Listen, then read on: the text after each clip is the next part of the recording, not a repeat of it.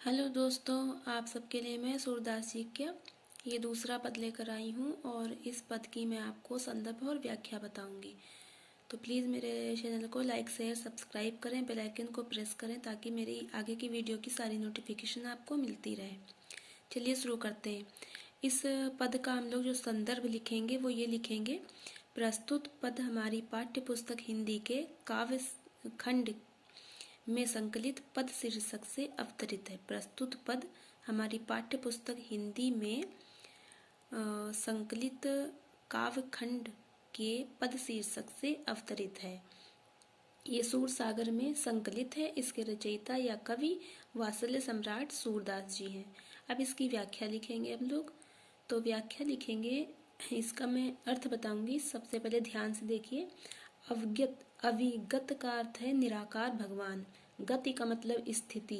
निराकार भगवान की स्थिति के बारे में कछु कुछ भी कहते कहत कहते न नहीं आवे आता है।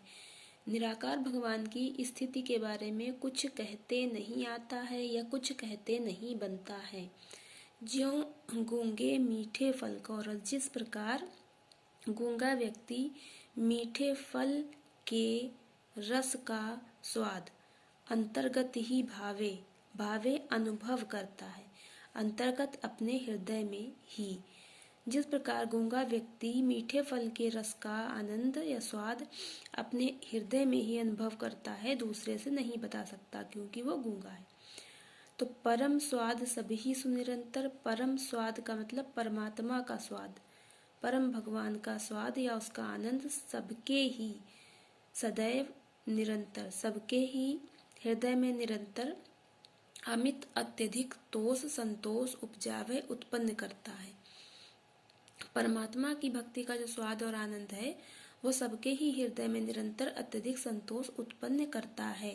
मन बानी, मन से और वाणी से उसको अगम अगोचर अज्ञात निराकार जानकर, मन और वाणी से उसको मैं अज्ञात और निराकार जानता हूँ या जानकर सो जाने जो पावे, सो जो जाने जानता है, जो वही पावे पाता है। तो मन से और वाणी से वो जो अज्ञात निराकार है उसको तो जो जानता है वही प्राप्त कर पाता है या वही पाता है। रूप रेख गुण जाति जुगति बिनु, रूप उसका कोई नहीं, उसकी कोई रेखा नहीं, उसका कोई गुण नहीं, कोई जाति नहीं। जुगति का मतलब संगति, उसकी कोई संगति नहीं। इन सबके बिना निरालंब, बिना किसी आधार के कित किधर धावे ढूंढने जाएं। उस निराकार भगवान का ना कोई रूप है, ना कोई आकृति यानी रेखा है, ना कोई उसका गुण है, ना कोई जाति है, ना कोई संगति है। तो सबके बिना बिना किसी आधार के किधर ढूंढने जाएं। सब विधि से, सब प्रकार से, अगम अज्ञात जानकर विचार कर या जानकर तातय उसको।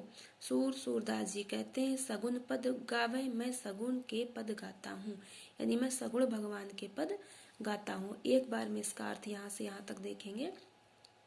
सूरदास जी कहते हैं, निराकार भगवान की स्थिति के बारे में कुछ कहते नहीं आता है।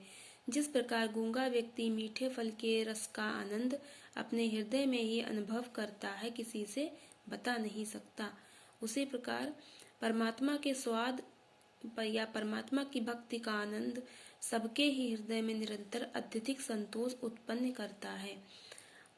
मन से और वाणी से उस अज्ञात निराकार को जानकर जो उसको जानता है वही उसको प्राप्त कर पाता है। उसका न कोई रूप है, न रेखा है, न गुण है, न जाति है, न कोई संगति है। इन सब के बिना बिना किसी आधार के किधर ढूंढने जाएं। सब प्रकार से उस निराकार को विचार कर, अज्ञात जानकर सूरदास जी कहते हैं कि मैं सगुण के पद गाता हूँ।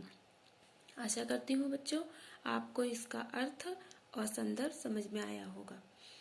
तो मिलते हैं अगली वीडियो में, तब तक के लिए धन्यवाद।